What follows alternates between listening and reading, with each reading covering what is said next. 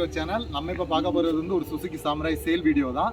ஆக்சுவலாக பார்த்தீங்கன்னா இந்த வண்டி பார்த்தீங்கன்னா ஒரு 2 இயர்ஸ் முன்னாடி நான் தான் ஒரு கஸ்டமருக்கு கொடுத்துருந்தேன். அவங்க வந்து வாங்கிட்டு இதுவும் என்னோட Yamaha வாங்கியிருந்தாங்க.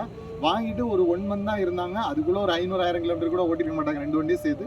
அவங்க ஃபாரின் போயிட்டாங்க. ஸோ வந்து அந்த வண்டி யூஸ் இல்லாமல் கிடக்குது, அப்படியே இருந்து நாசமாக போய்டும். ஸோ வந்து நீங்கள் எடுத்து சேல் பண்ணுங்கள், யாருக்காவது யூஸ் ஆகட்டும் அப்படின்னு சொல்லி கூப்பிட்டுருந்தாங்க. ஸோ அதனால் அந்த Yamaha எடுத்துகிட்டு வந்திருந்தேன், இந்த சுசுகி சாம்ராயும் எடுத்துகிட்டு வந்திருந்தேன்.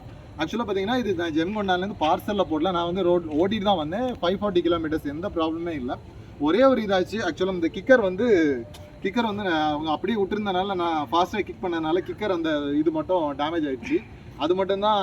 ஸோ நான் இங்கே வந்து வேலை பார்த்தேன். இன்ஜினில் அந்த கிக்கர் இதை மட்டும் தான் வேலை பார்த்துருக்கேன். வண்டி இன்ஜின் வந்து நல்ல கண்டிஷன் இல்லைன்னு நம்ம அவ்வளோ தூரம் ஓட்டிட்டு வர முடியாது.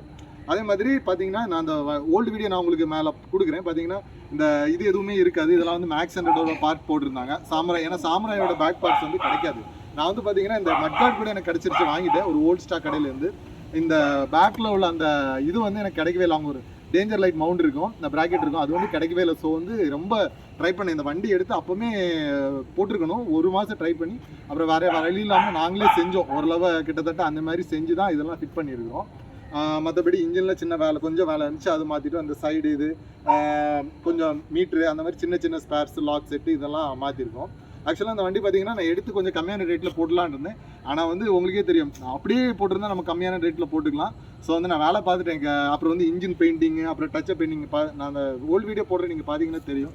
இதெல்லாம் பண்ணிட்டேன். ஏன்னா வண்டியில் வந்து முக்கியமான விஷயம் எஃப்சி இருக்கிறதுனால. ஸோ வந்து நம்ம அப்படியே கொடுக்க வேணாம் அப்படி சொல்லி கொஞ்சம் ஓரளவு ரெஸ்டோர் பண்ணி, ஃபுல் ரெஸ்டோரில் நமக்கு என்னெல்லாம் தேவையோ இந்த பார்த்தீங்கன்னா தெரியும், அந்த இதெல்லாம் ரெஸ்டோர் பண்ணி நான் போட்டிருக்கிறேன். இதோட ப்ரைஸ் வந்து பார்த்தீங்கன்னா நான் 41 வச்சு கொடுக்குறேன்.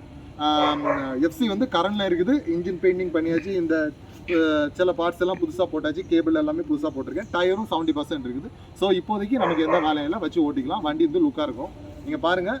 உங்களுக்கு இந்த வண்டி வேணும்னா நான் என் நம்பர் கொடுக்குறேன், நீங்கள் கால் பண்ணுங்கள். நீங்கள் டேரெக்டாக வந்து எடுக்கலாம், நமக்கு டெலிவரியும் இருக்குது. ஓகே ஃப்ரெண்ட்ஸ், இன்னொரு வீடியோவில் சந்திக்கலாம். அது வரைக்கும்.